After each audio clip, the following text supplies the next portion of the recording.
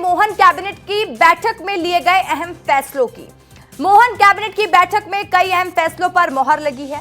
युवा, किसान और महिलाओं को मोहन सरकार ने बड़ी सौगात दी है। युवाओं के लिए सरकार ने बम्पर भर्ती का ऐलान किया है। बिजली कंपनी में 49,263 पदों पर भर्ती होने वाली है, जिसको मोहन कैबिनेट ने मंजूरी दे दी है। भर्तियां मध्य, पूर्व और पश्चिम क्षेत्र में बिजली वितरण कंपनियों में की जाएंगी। इन भर्तियों के बाद बिजली वितरण कंपनियों के अस्थायी कर्मचारियों की संख्या बढ़ जाएगी। अभी तीनों कंपनियों में 75% काम आउटसोर्स कर्मचारी के जरिए होता है। तीनों बिजली वितरण कंपनियों में 14 साल बाद स्थायी नियुक्तियों को मंजूरी मिली है। इससे पहले 2011 में सरकार ने 48,000 पदों के स्थायी भर्ती को मंजूरी दी थी। नई भर्तियां होने से युवाओं को रोजगार मिलेगा, उपभोक्ताओं को समस्या का त्वरित समाधान मिलेगा। किन कंपनियों में भर्ती होगी और कितने पदों पर भर्ती की जाएगी, चलिए आपको यह भी बता देती हूं, क्योंकि बार बार कह रहे हैं कि ये खबर आपसे जुड़ी हुई है, यानी कि युवाओं से जुड़ी हुई है। मध्य प्रदेश में युवाओं के लिए रोजगार के अवसर बढ़ेंगे, तो अब आपको जानकारी भी देंगे कि आखिर कैसे बिजली कंपनियों में भर्ती होगी, क्या प्रक्रिया रहने वाली है, चलिए जान लेते हैं। बिजली कंपनियों में भर्ती का ऐलान हो गया है।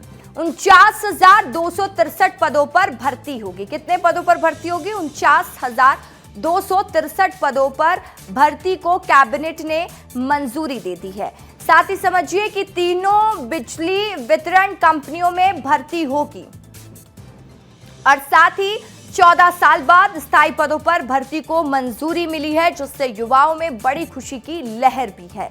कंपनियों में कर्मचारियों की कमी से देखिए कंपनियां जूझ रही थी और जिससे अब सीधा फायदा भी दिखाई देगा। लगातार मध्य प्रदेश में रोजगार के अवसर भी बढ़ रहे हैं। कंपनियां कर्मचारियों की कमी से जूझ रही थी और 75% जो काम हो रहा था वो आउटसोर्सेस कर्मचारियों के जरिए किया जा रहा था।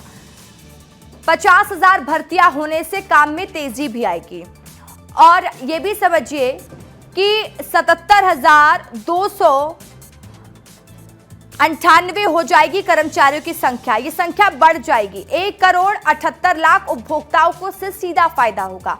जब बिजली कर्मचारियों की संख्या बढ़ेगी तो जो बिजली को लेकर समस्या है उसका त्वरित समाधान भी हो पाएगा। अगर हम 2011 की बात करेंगे, 2011 में इस चीज को समझना बहुत जरूरी हो जाता है कि 2011 में इसको लेकर भर्ती निकाली गई थी, जहां पर 48,000 पदों पर स्थायी भर्ती हुई थी और उसके बाद अब ये भर्ती अभी निकाली गई है। बिजली कंपनियों में बम्पर भर्ती को लेकर डेप्यूटी सीएम राजेंद्र शुक्ला का भी बयान आया है। क्या कहा है उन्होंने, सुन लीजिए। डिस्ट्रीब्यूशन कंपनी जो है, बिजली वितरण कंपनी, उसमें एक बहुत महत्वपूर्ण फैसला हुआ है। 49,263 नवीन पद की स्वीकृति हुई है। इससे इसकी जो संगठनात्मक संरचना है उसको मजबूती मिलेगी और अल्टीमेटली पावर जनरेशन और ट्रांसमिशन के बाद डिस्ट्रीब्यूशन जीरो ग्राउंड पर परफॉर्मेंस के आधार पर ही अच्छी गुणवत्तापूर्ण बिजली उपभोक्ताओं को मिल पाती है। तो मैन पावर की कमी जो लंबे समय से महसूस हो रही थी उसको दूर करने के लिए 49,263 नए पद मंजूर किए गए हैं। तो देखिए, कैबिनेट ने युवाओं के साथ साथ महिला और किसानों के लिए भी कई अहम प्रस्तावों को मंजूरी दे दी। चलिए आपको बता देती हूं कि मोहन कैबिनेट ने और कौन कौन से फैसले लिए। लाडली बहनों को रक्षाबंधन में 250 रुपए अतिरिक्त मिलने वाले हैं, यानी कि रक्षाबंधन पर लाडली बहनों को 1250 की बजाय अब 1500 की राशि मिलेगी। मोहन कैबिनेट के बड़े फैसले जान लीजिए, आपको दिखा रहे हैं ग्राफिक्स के जरिए। सभी स्कूलों में गुरु पूर्णिमा उत्सव मनेगा, ये फैसला मोहन कैबिनेट में लिया गया है।